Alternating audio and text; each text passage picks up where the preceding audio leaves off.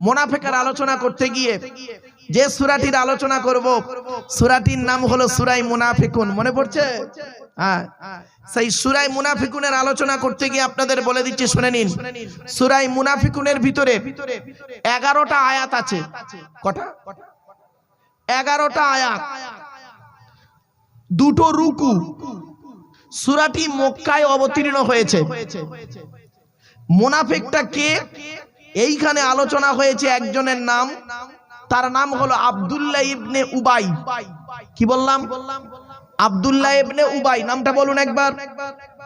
আব্দুল্লাহ ইবনে উবাই ইসলামের চরম মুনাফিকি করেছে। ওর কাজ কি ছিল জানেন? ও কি করত? ও মুসলমানদের সঙ্গে যখন থাকতো মুসলমানদের হয়ে কথা বলতো, আর ইসলামের শত্রুদের সাথে গিয়ে বলতো আমরা তো শুধু মুসলমানদের সঙ্গে একটু বন্ধুত্ব করেছি সাময়িক, অরিজিনালি আমরা তোমাদের সঙ্গে আছি। কিছু বুঝতে পারছেন আমার কথা? এই আব্দুল্লাহ ইবনে উবাইয়ের মতো কাজ কেউ করবেন না। মনে রাখবেন, আব্দুল্লাহ ইবনে উবাইয়ের মতো কাজ করবেন না। আব্দুল্লাহ ইবনে উবাই ছিল নাম করে একজন মুনাফিক। সে মুসলমানদের সঙ্গে মুসলমানের মতো কথা বলতো, আর মুসলিম ইসলামের শত্রু যারা ছিল তাদের সঙ্গে তাদের মতো কথা বলতো। আর একটা হলো মুহাজিরদের সঙ্গে। আচ্ছা, মুহাজির কাকে বলে? যারা মক্কা থেকে মদিনায় হিজরত করেছে নবীর ভালোবাসা ইসলামের স্বার্থে, তাদেরকে মুহাজির বলে। আর ওই মুহাজিরকে যারা সহযোগিতা সাহায্য করেছে তাদেরকে আনসার বলে। এটা মাথায় রাখুন, তবে বুঝতে সুবিধা হবে। মুহাজির কাকে বলে? যারা মক্কা থেকে মদিনায় গিয়েছে ইসলামের স্বার্থে, তাদের বলে মুহাজির। আর ওই মুহাজিরদের যারা সাহায্য করেছে ইসলামের স্বার্থে তাদের বলে আনসার। আনসাররা হলো মদিনার লোকেরা আনসার, আর মক্কার লোকেরা, মক্কা থেকে মদিনায় যারা গেছে ওরা হলো মুহাজির। এটা মাথায় রাখুন। তো আব্দুল্লাহ ইবনে উবাই করতো কি জানেন? এই আব্দুল্লাহ ইবনে আব্দুল্লাহ ইবনে উবাই করতো কি, এই আনসারি লোক যারা ওই মুহাজিরদের সাহায্য করত, মক্কা থেকে যারা এসেছে ওদের যারা সাহায্য করত, ওই আনসারি লোকদেরকে কানে কানে কামড়াতো। খালি বলতে, এই তোরা ওদের উপকার করছিস কেন? ওরা মক্কা থেকে মদিনায় এসেছে, ওদের সাহায্য করছিস কেন? দেখবি একদিন ওরাই তোদের মাথায় কুড়োল মারবে।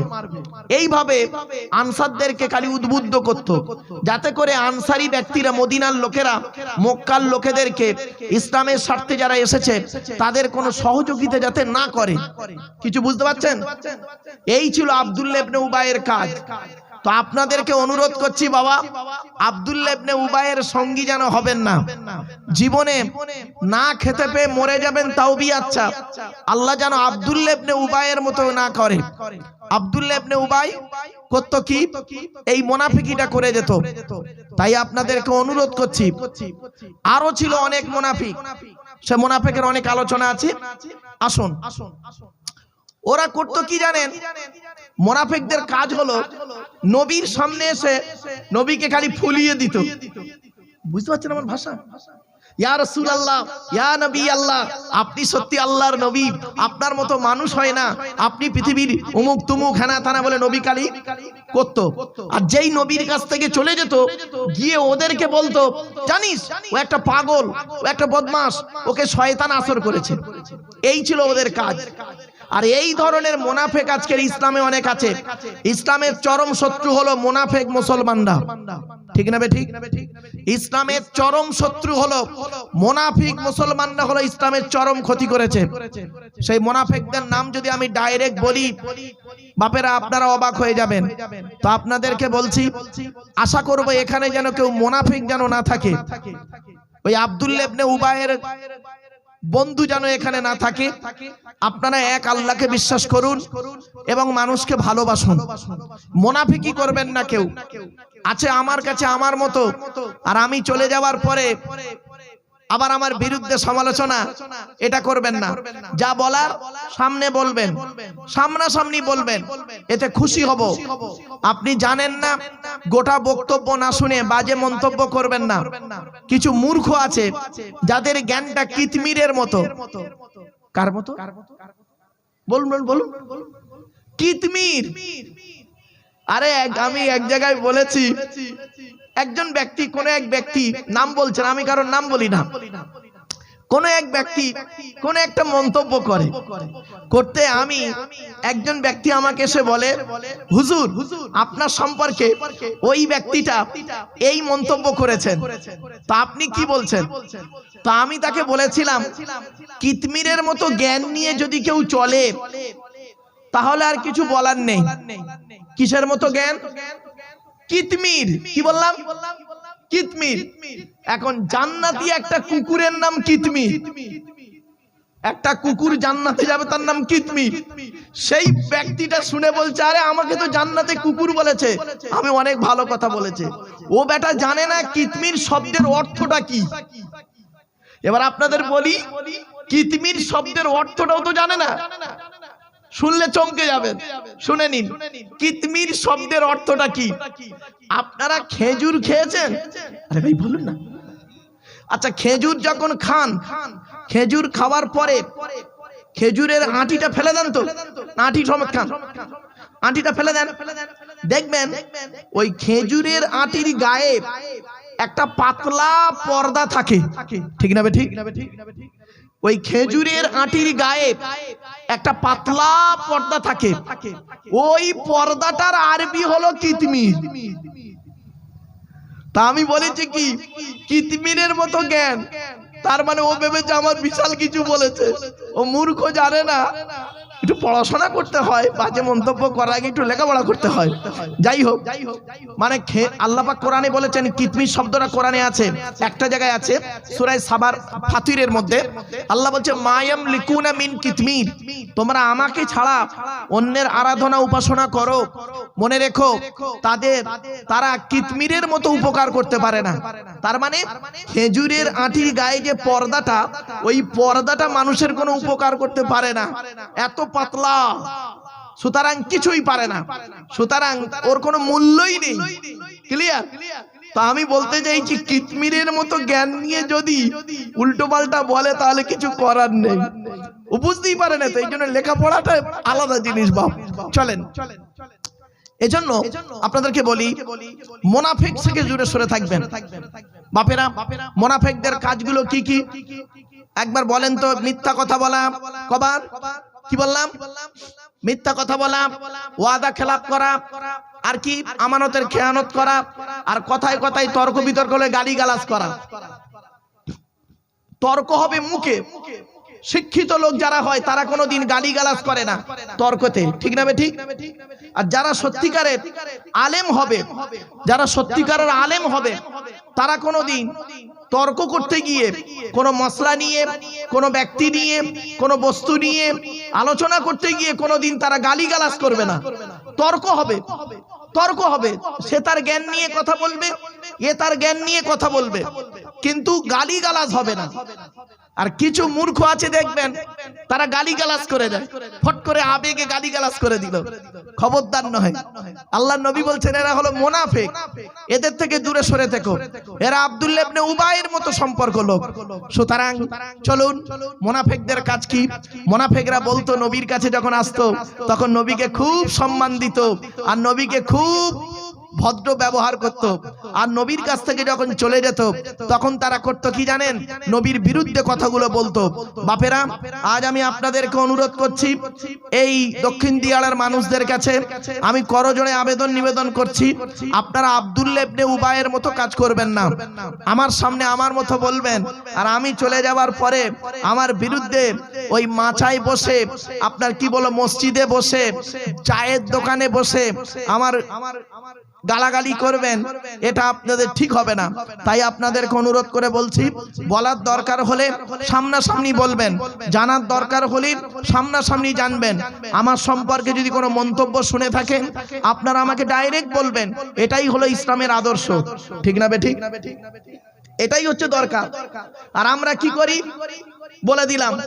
আর এখন মিডিয়ার যুগ, তো মিডিয়ার যুগ, ব্যাস মনে করলো কোনো একটা ফেমাস বক্তা, কোন একটা ফেমাস বক্তার বিরুদ্ধে কিছু বলে দিলাম, আমার দুটো দাওয়াত বাড়বে। আর মিডিয়ারা করবে কি, সুন্দর করে লিখবে, আর খালি বলছে আগুন ধরিয়ে দিল, আর এই কাঁপিয়ে দিল, খালি কাঁপিয়ে দিচ্ছে। এই মিডিয়াওয়ালারা খালি কাঁপায়, এদের কথার মাধ্যমে দেখবেন অমুক কাঁপিয়ে দিল, অমুক এই করলো, তমুক তাই করলো, ধোলাই করছে, ধোলাই, খালি ধোলাই দিয়ে, এদের ভাষাটা হলো ধোলাই আর কাঁপিয়ে দেওয়া। এই মিডিয়ারা এসব একটু মাথামাতি করে, তবে আল্লাহ এদের ছাড়বে না কিয়ামতের মাঠে। যত যাই হোক, চলো আজকের আলোচনা হবে সূরা মুনাফিকুনের আলোচনা। মুনাফিকুন সূরা, এই আয়াত সূরাটি নাযিল হয়েছে মদিনাতে। তো এবার আসছি, কিছু আয়াত মক্কায় হয়েছে, কিছু আয়াত মদিনায় হয়েছে, এটা মনে রাখবেন। মুনাফিকের সূরা মুনাফিকুনের আলোচনা করতে গিয়ে আপনাদেরকে আমি একটা অনুরোধ করছি, কোরআন শরীফ পড়তে গেলে আগে নাপাক থেকে পাক হতে হয়। কি হলো বলুন বলুন বলুন। নাপাক থেকে পাক হতে হয়। আচ্ছা, নাপাক থেকে পাক হওয়ার কটা পদ্ধতি আছে? তিনটে। কটা? তিনটে, শুনে নিন। এক নাম্বার, ওযু করতে হবে। ওযুর ফরজ কটা? চারটে। কটা? চারটে। আল্লাহ কোরআনে বলছেন, ইয়া আইয়ুহাল্লাযীনা আমানু ইযা কুমতুম ইলাস সালাতি ফাগসিলু ওয়ুজুহাকুম ওয়া আইদিয়াকুম ইলাল মারাফিকি ওয়ামসাহু বিরুসিকুম ওয়া আরজুলাকুম ইলাল কাবাইন। পবিত্র কোরআন 7 নম্বর পারার, এই 6 নম্বর পারা 7 নম্বর পৃষ্ঠার প্রথম নম্বর লাইন, সূরার নাম সূরা মাইদা। আল্লাহ বলছেন, তোমরা যখন নামাজের জন্য দাঁড়াবে, ওযু করবে। ওযু করতে গেলে সর্বপ্রথম চারটে কাজ করে নেবে। এক নাম্বার, মুখমণ্ডল ধৌত করবে, চুলের গোড়া থেকে নিয়ে থুতনি পর্যন্ত, একানের লতিকা থেকে নিয়ে অপর কানের লতিকা পর্যন্ত ভালো করে ধৌত করবে। ওযুর ফরজ চারটি। এক নাম্বার, মুখমণ্ডল ধৌত করা। 2 নাম্বার, হাতের কনুয়ের উপর পর্যন্ত ধৌত করা। 3 নাম্বার, মাথামণ্ডল মোছা করা। 4 নাম্বার, পায়ের গাঁটের উপর পর্যন্ত ধৌত করা। এই হলো ওযুর 4টে ফরজ। এরপরে আসছি, ওযু করতে গেলে পানির প্রয়োজন। এখন যদি আপনাকে ডাক্তার পানি স্পর্শ করতে নিষেধ করেন, আপনি কয়েকদিন জ্বরে ভুগছেন, তা বলে কি আপনি নামাজ ছেড়ে দেবেন? না, কোরআন সমস্যার সমাধান দিয়েছে। কোরআনে বলা হয়েছে, ওযু করতে গেলে পানির প্রয়োজন। পানি যদি অসুবিধা হয়, সমস্যা যদি হয়, তাহলে ওযুর পরিবর্তে তায়াম্মুম করবে। কি বললাম? তায়াম্মুম কোরআনে আছে। কোথায় লেখা আছে? কোরআনে আয়াত পড়ছি আমি, ওয়াইন কুনতুম মারদা আও আলা সাফারিন আও জাআহদুম মিনকুম মিনাল গায়তি আও লামাসতুমুন নিসাআ ফালাম তাজিদু মাআন ফাতায়াম্মামু সাঈদান তাইয়িবান ফামসাহু বিওয়ুজুহিকুম ওয়া আইদিকুম। শুনে নিন, 5 নম্বর পারা 4 নম্বর পৃষ্ঠা 6 নম্বর লাইন, সূরার নাম সূরা নিসা। আল্লাহ বলছেন, তোমরা যদি কোনো জায়গায় বেড়াতে যাও, ওয়াইন কুনতুম মারদা, যদি তোমাদের রোগ হয়, আও আলা সাফারিন, অথবা তোমরা যদি কোনো জায়গায় বেড়াতে যাও, আও জাহাদুম মিনকুম মিনাল গায়তি, অথবা পেশাব পায়খানা থেকে যদি আসো, আওলা মাসতুমুন নিসাআ, যদি স্ত্রী সঙ্গম করো, ফালাম তাজিদু মাআন, যদি পানি না পাওয়া যায়, ফাতায়াম্মামু, তায়াম্মুম করবে। কিসের দ্বারা তায়াম্মুম করবে? সাঈদান তাইয়িবান, পাক মাটি দ্বারা তায়াম্মুম করবে। তায়াম্মুমের ফরজ হলো 3টি। 1 নাম্বার হলো নিয়ত করা। 2 নাম্বার, ফামসাহু বিওয়ুজুহিকুম, মুখমণ্ডল মোছা করা। ওয়া আইদিকুম, হাত মোছা করা। তাহলে ওযু হয়ে গেল, তায়াম্মুম হয়ে গেল। আরেকটা ফরজ বলবো বাপ, সেটা হলো গোসলের ফরজ। গোসলের ফরজ হলো 3টি। 1 নাম্বার, গড়গড়া সহ কুল্লি করা, গড়গড়া সহ কুল্লি করা। 2 নাম্বার, নাকের নরম গোস্ত পর্যন্ত পানি পৌঁছানো। 3 নাম্বার, সারা শরীরটা ভালো করে ধৌত করা। মা বোনেদেরকে বলি, মায়েরা বোনেরা, নাপাক থেকে পাক হন। বাবাজি যুবক ভাইয়েরা, নাপাক থেকে পাক হওয়ার চেষ্টা করুন। সারা জীবন নাপাক অবস্থায় থাকবেন না। এই গোসলের 3টে ফরজ কিন্তু আদায় করবেন।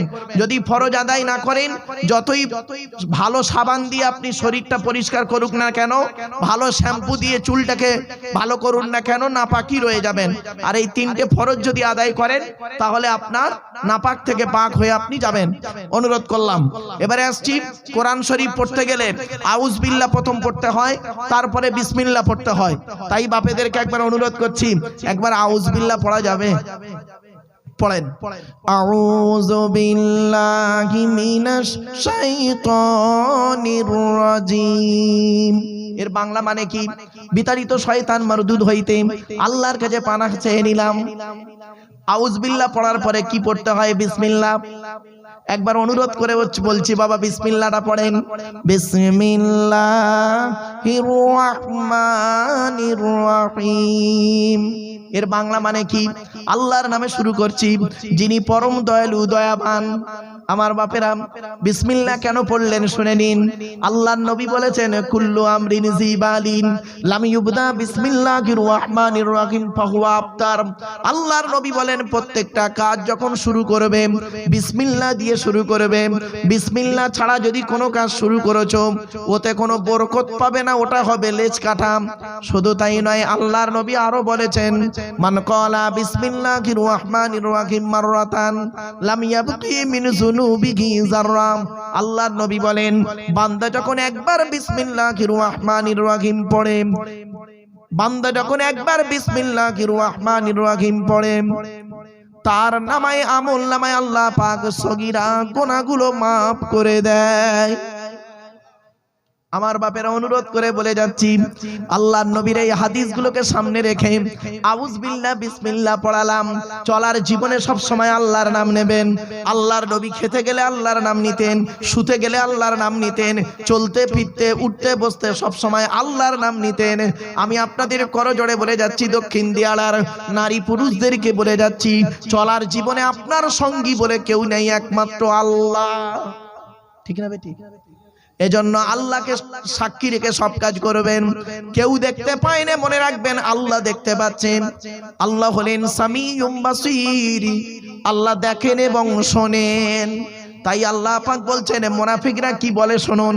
নবীর কাছে যখন মুনাফিকরা আসতো খালি নবীকে খালি সম্মান দেওয়ার মুখে মুখে বলতো, আর অন্তরে নবীর বিরুদ্ধে সমালোচনা করতো। আল্লাহ বলছেন ইজা জা আকাল মুনাফিকুন قالوا نشهد إنك لرسول الله والله يعلم إنك لرسوله والله يشهد إن المنافقين لكاذبون ইজা জাকাল মুনাফিকুন। আল্লাহ বলছেন নবী তোমার কাছে মুনাফিকরা যখন আসে, ইজা জাকাল মুনাফিকুন, মুনাফিকরা নবী তোমার কাছে যখন আসে তারা কি বলে জানো? তারা বলে কলু, তারা বলে নাশহাদু, আমরা সাক্ষ্য দিচ্ছি, ইন্নাকা লারাসূলুল্লাহ, হে নবী নিশ্চয়ই আপনি আল্লাহর রাসূল। আল্লাহ জানে তো, তবু ওরা বলছে কেন? নবীর মনটাকে খুশি করার জন্য। মুনাফিকদের কাজ দেখুন কিরকম। যারা অরিজিনাল মুমিন হবে তারা ওইভাবে বলবে না, ঠিক না বেটি? মুনাফিকদের কাজ ইজা জাকাল মুনাফিকুনা ক্বালু নাশহাদু ইন্নাকা লারাসূলুল্লাহ। আল্লাহ বলছেন মুনাফিকরা যখন তোমার কাছে আসে নবী, তারা বলে ক্বালু নাশহাদু, আমরা সাক্ষ্য দিচ্ছি, ইন্নাকা লারাসূলুল্লাহ, আপনি অবশ্যই অবশ্যই আল্লাহর রাসূল। এবার আল্লাহ বলছেন ওয়াল্লাহু ইয়ালামু ইন্নাকা লারাসূল, আল্লাহ তার জাতের কসম দিয়ে বলছেন আল্লাহ জানেন নিশ্চয়ই আপনি আল্লাহর রাসূল। ওদের ডবল করে বলার দরকার নেই। তার মানে তোমাকে ওরা বলছে মানে ওখানে গিয়ে সমালোচনা করবে। কিছু বুঝতে পারছেন? এই জন্য বাবা কত ব্যক্তি আছে দেখবেন, কত ভক্ত আছে, কত পীরের মুরিদ আছে, পীরের সামনে আলেমের সামনে বক্তার সামনে তার খুব সুনাম করে, আর যেই বক্তার পাশ থেকে চলে যায় অন্য বক্তার কাছে গিয়ে এই বক্তার বদনাম করে। ঠিক না বেটি? বাস্তব কথা বললাম, শুধু পীর মলি সাহেবের জন্য নয়, সকলের ক্ষেত্রেই এটা হয় দেখবেন। তাই আল্লাহ বলছেন ওয়াল্লাহু ইয়ালামু ইন্নাকা লারাসূলুহু, আল্লাহ নিশ্চয়ই ভালো জানেন আপনি আল্লাহর রাসূল। আল্লাহ পাক বলছেন ওয়াল্লাহু ইয়াশহাদু ইন্নাল মুনাফিকিনা লাকাযিবুন। এবার আল্লাহ বলছেন আমি আল্লাহ সাক্ষ্য দিচ্ছি, হে নবী শুনে নিন, ইন্নাল মুনাফিকিনা লাকাযিবুন, মুনাফিকরা হলো মিথ্যাবাদী, মিথ্যাবাদী, মিথ্যাবাদী। হয়েছে? বললাম না? কিছু শ্রোতার একটা অভ্যাস খারাপ আছে, রাগ করবেন না, বা বাস্তব বলছি। কিছু শ্রোতা আছে দেখবেন আমার কাছে যখন আসে আমার মতো করে বলে, আর আমার কাছ থেকে যখন সরে যায় অন্য বক্তার কাছে যায় তখন আমার বিরুদ্ধে তাকে কোনো বলে, আবার সেই বক্তার কথা নিয়ে আমার কাছে এসে তার বিরুদ্ধে আবার বলে আমার কাছে ভালো হতে চেষ্টা করে। এটা অনেক মিডিয়া করে, ঠিক না বেটি? রাগ করবেন না, বাস্তব। অনেক মিডিয়াকে দেখেছি মিডিয়াকে, তারা ইউটিউবার, তারা দেখিয়েছে, বলছে হুজুর সত্যি আপনার অমুক তমুক বলে আমার কাটা ফুলিয়ে দিচ্ছে। আমি এই আয়াতটা মনে মনে করি, ওরে বদমাইশ, আমি তোদের চিনি। আল্লাহু ইয়াশহাদু ইন্নাল মুনাফিকিনা লাকাযিবুন। নিশ্চয়ই আল্লাহ ভালো জানে মুনাফিকরা মিথ্যাবাদী। চলো এরপর আল্লাহ মুনাফিকদের আরেকটা কাজ বলি। তাহলে এক নাম্বার মুনাফিকদের কাজ কি চিনতে পেরেছেন? কথায় কথায় মিথ্যা কথা বলবে আর ওই রকম এর কথা নিয়ে ওরা লাগিয়ে দেবে। দুই নাম্বারটা আল্লাহ বলছে মুনাফিকের নিদর্শন কি? ইত্তাখাযু আইমানাহুম জুন্নাতান আও ফাসাদ্দু আও সাবিলিল্লাহ ইন্নাহুম সাআ মা কানু ইয়ামালুন। দুই নম্বর আয়াতে কি দেখুন, মুনাফিকরা আরেকটা নিদর্শন কেমন পাচ্ছেন। আল্লাহ বলছে মুনাফিকরা এটা করে কেন? আবার মুনাফিকদের একটা নিদর্শন দেখুন। মুনাফিকরা হয় না, ধরুন আমার কাছে একজন ব্যক্তি এসে কোনো কথা বলল, কারো সম্পর্কে বলল, আমি সেটা সহজে বিশ্বাস করলাম না। কিভাবে আমাকে বিশ্বাস করাবে জানেন? আল্লাহর কসম করে বলছি হুজুর, বুঝতে পারছেন না? যাতে ওই কসমটা খেয়ে ওর কসমটা আমি বিশ্বাস করে নিয়ে সত্যি সত্যি। তাই মুনাফিকদের কাজ হলো কি জানেন? এরা কসম করে কথা বলে, মানুষকে বোঝানোর জন্য কসম করে, যাতে করে বিশ্বাসটাও করে। তাই আল্লাহ বলছে ইত্তাখাযু আইমানাহুম জুন্নাতান ফাসাদ্দু আন সাবিলিল্লাহ। মুনাফিকদের একটা কাজ হলো তারা কথায় কথায় কসম করে বলে, তাদের কসমটাকে ঢাল করে। ঢাল বোঝেন? ঢাল বোঝেন তো? ঢাল বলছে ওদের মুনাফিকদের বড় হাতিয়ার হলো কি? মানুষ যদি বিশ্বাস না করে, কসম খেয়েও তাকে বিশ্বাস করাবে। ইত্তাখাযু আইমানাহুম জুন্নাতান ফাসাদ্দু আন সাবিলিল্লাহ। এই জুন্নাতুন শব্দটার অনেকগুলো আছে শব্দ। জুন্নাতুন, জান্নাতুন, জিন্নাতুন। কটা শব্দ বললাম বাবা? জুন্নাতুন, জিন্নাতুন, জান্নাতুন। জুন্নাতুন মানে ঢাল, জান্নাতুন মানে বাগান, জান্নাত জাহান্নাম। আর জিন্নাতুন মানে জিন, ইনসান, জিন ওই জিন। তা একটা শব্দ তিন রকম ভাবে পড়া যাচ্ছে, জিমে পেশ, জিমে জের, জিমে জবর। জুন্নাতুন মানে ঢাল, জিন্নাতুন মানে জিন, আর জান্নাতুন মানে বাগান। মাথায় রাখুন, আল্লাহ বলছেন ইত্তাখাযু আইমানাকুম জুন্নাতান। তারা তাদের কসমগুলোকে ঢাল স্বরূপ করে। কি করে ঢাল স্বরূপ কি করবে? ফাসাদ্দু আন সাবিলিল্লাহ, যাতে করে মানুষরা আল্লাহর রাস্তা থেকে অন্য রাস্তায় চলে যায়। বুঝতে পারছেন না? ওই আব্দুল্লাহ ইবনে উবাই, মনে পড়ছে? আব্দুল্লাহ ইবনে উবাইয়ের ধান্দা ছিল কি? মুসলমানগুলোকে ইসলামের রাস্তা থেকে সরিয়ে নিয়ে অন্য পথে নিয়ে যাব। আল্লাহ বলছেন ইত্তাখাযু আইমানাকুম জুন্নাতান ফাসাদ্দু আন সাবিলিল্লাহ। এই মুনাফিক যখন আল্লাহর নবীর দরবারে আসতো, এই আব্দুল্লাহ ইবনে উবাই যখন আসতো আল্লাহর নবীর দরবারে, এসে বলতো আল্লাহর কসম করে বলছে আপনি আল্লাহর রাসূল। নবীজি তো চুপ, কসম করে বলছে। আল্লাহ বলছে নবী ও কসম খাচ্ছে, মানে ওর কসমটা আপনাকে বিশ্বাস করাচ্ছে। ওর অরিজিনাল মনের উদ্দেশ্য হলো কি? মানুষদেরকে ইসলাম থেকে সরিয়ে নিয়ে অন্য পথে নিয়ে যাওয়া। তো এইরকম কিছু মুসলমানের মধ্যে আছে, ঠিক না বেঠিক? নেই? কত মানুষ আছে দেখবেন, আমার কাছে এসে আমার মতো, তার কাছে গিয়ে তার মতো, ওর কাছে গিয়ে ওর মতো। আবার যদি বিশ্বাস না করে কসম খাইয়ে বিশ্বাস করবে, আল্লাহর কসম করে বলছি হুজুর। বুঝতে পারছেন? খবরদার নয়, এরা হলো নিকৃষ্ট লোক।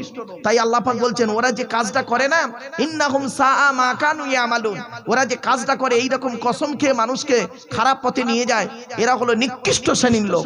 এদের কাজটা হলো নিকৃষ্ট। খবরদার বাপেরা, এইরকম কাজ আপনারা জীবনে করতে যাবেন না। আপনার পছন্দ না হয় ওখানেই চুপ থাকবেন। সব থেকে বড় হাতিয়ার কি জানেন?